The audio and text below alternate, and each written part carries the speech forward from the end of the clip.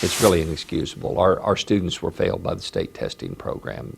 Tulsa school superintendent outraged after computer problems shut down year-end testing across Oklahoma. 2 News gets answers from those in charge.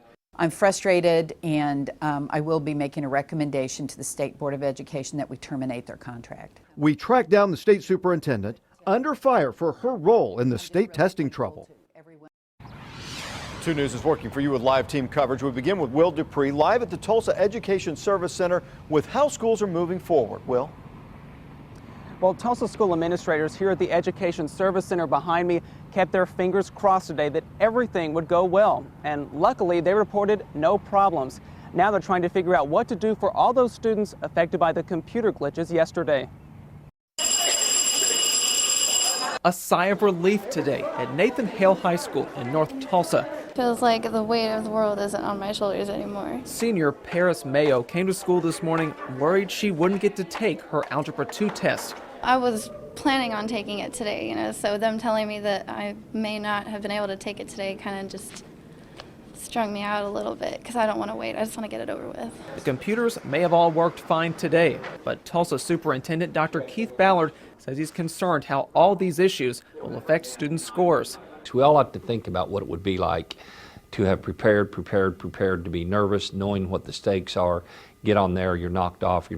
It's really inexcusable. He says officials are now going through yesterday's scores to see if they should ask the state to throw them out and allow students to retake the test. He promises to have an answer in the next few days. Now we do have a tainted process. I wish I didn't have to say that, and I'm hesitant to say that because I want valid scores. I don't want to have to say that, but it just leaves us in very murky water. If students get to retake the test, the principal at Nathan Hale High says there's still plenty of time to do so. They'll definitely get it in within the state-mandated testing window. Well, for those students who did not get to finish their test yesterday because of all the computer problems, they will have another chance to do so. Makeup tests will likely be given in about 2 weeks' time. Live in Midtown Tulsa, Will Dupree, 2 News works for you. All right, Will, thanks. And 2 News caught up with State Superintendent Janet Barresi today to ask her some tough questions about yesterday's testing failure. 2 News reporter Dan Perlman continues our team coverage from Oklahoma City with her answers. Dan? Today, Superintendent Barresi reiterated her belief that the testing issues thousands of students faced were 100% CTB McGraw-Hill's fault. This afternoon, she and I spoke at great length about these issues. She tells me it was a server problem that impacted all of CTB's company. She says she trusted that CTB would be able to handle this year's testing. Now she is demanding answers from the company's president at this week's board meeting. We heard late yesterday afternoon that she would be here on Thursday. We're following up just to make absolutely sure. Barresi tells me she is already asking the State Board of Education to terminate the contract with CTB and find a new vendor. I asked if she can guarantee next year's testing will go off without any problems. I'll have her answer for you tonight on 2 News at 6. In Oklahoma City, Dan Perlman, 2 News, works for you.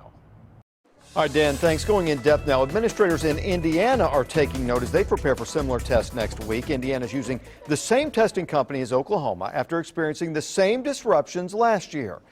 Engineers for Indiana schools tell us they're monitoring the situation here in Oklahoma closely, and they're hoping that the problems are resolved this week. Several Florida school districts also having trouble administering the state's standardized test because of a computer glitch.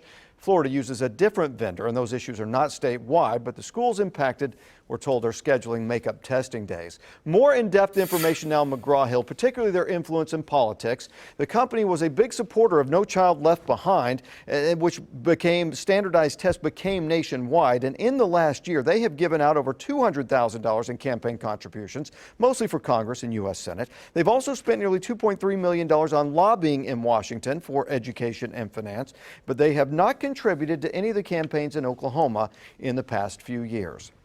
Our coverage continues at 6 o'clock, and right now on our 2 News mobile app, you can also find much more on school testing troubles on our website, kjrh.com.